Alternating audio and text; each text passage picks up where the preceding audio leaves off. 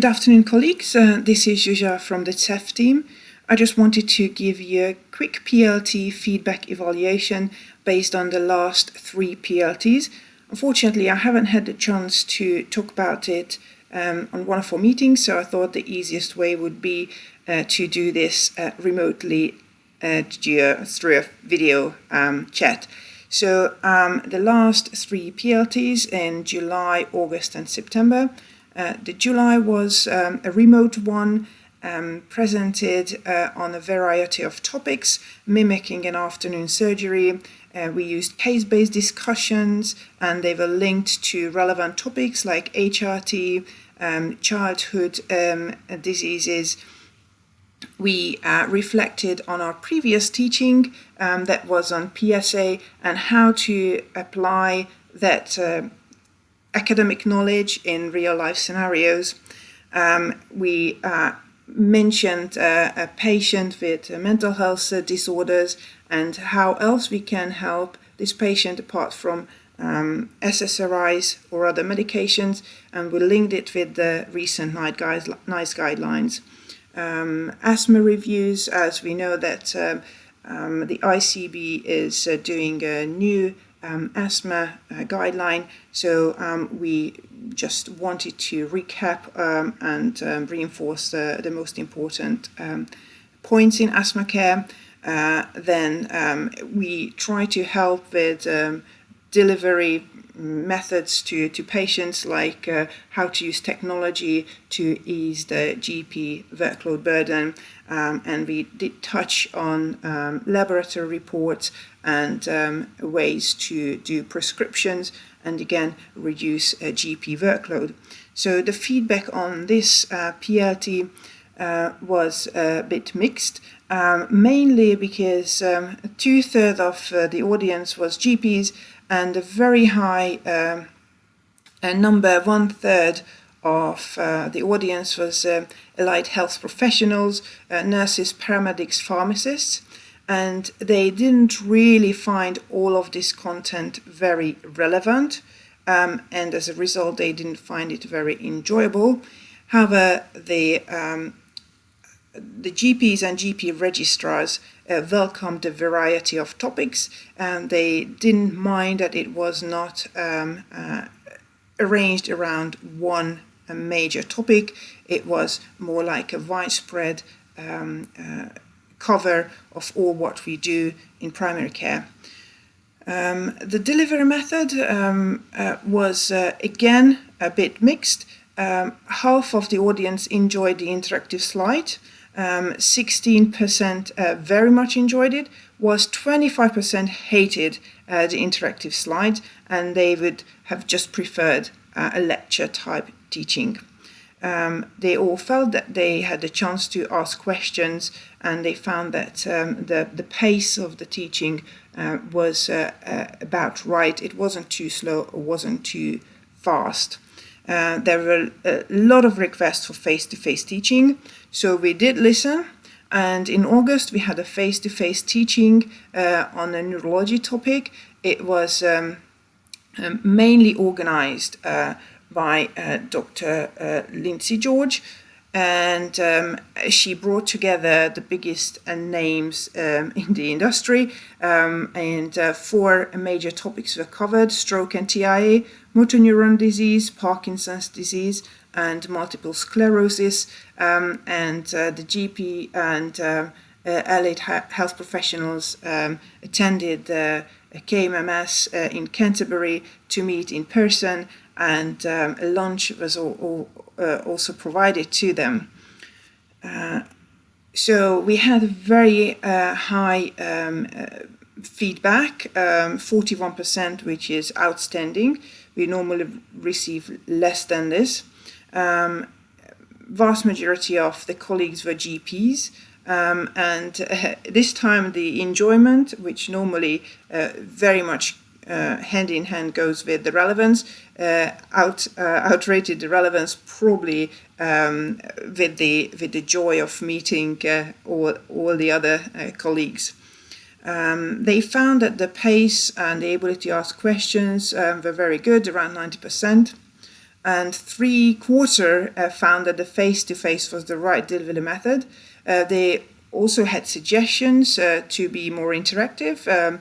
We should leave more time to Q&As, and there were some suggestions for hybrid methods, meaning that probably we could broadcast the face-to-face teaching or allow colleagues to join in remotely, which we need to look into how technically possible it is.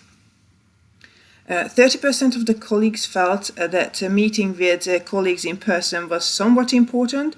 30% felt it was important, and 40% felt it was very important. So altogether, the vast majority of colleagues felt it was important to meet in person. The lunch, again, was a bit controversial. Only 1/4 of the colleagues felt it was not important, and 1/4 felt it was very important, whilst the others felt it was somewhat important. The free text feedback was overwhelmingly positive, with comments on being too packed. Maybe the 4 big topics with 4 experts was a bit too much for a 3-hour session. And they prefer to have a proper break somewhere in between, and there were some mentions about it was too secondary care focused, and they felt some of the content was not really relevant for GPs.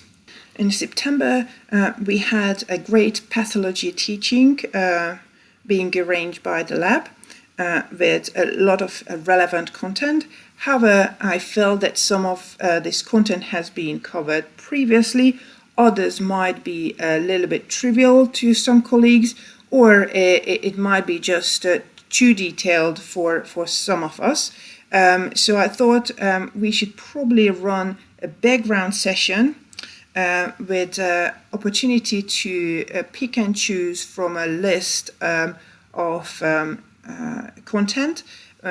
It was up to 100 hours of readable, watchable, and audible content, and it was color coordinated to find the relevant specialties. It was all free content, and colleagues could choose to completely engage with the pathology teaching, or partially engage with the pathology teaching, or partially or fully just browse from the self-directed material. So again, as for the remote sessions, it's typical that 2/3 of the colleagues were GPs, whilst 1/3 were nurses, paramedics, pharmacists. Half of them chose to log into the pathology teaching and stay with them. 1/4 opted to pick the topics from the material, and another 1/4 chose to switch between the two options.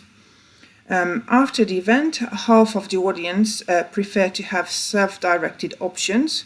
The other half preferred a lecture style. So again, the audience was very divided in what they wanted. So this hybrid version probably met the need of the audience. The relevance and the enjoyment of the pathology teaching was almost reaching 80%, which is a little bit lower than our average rate, which is between 80 to 90%.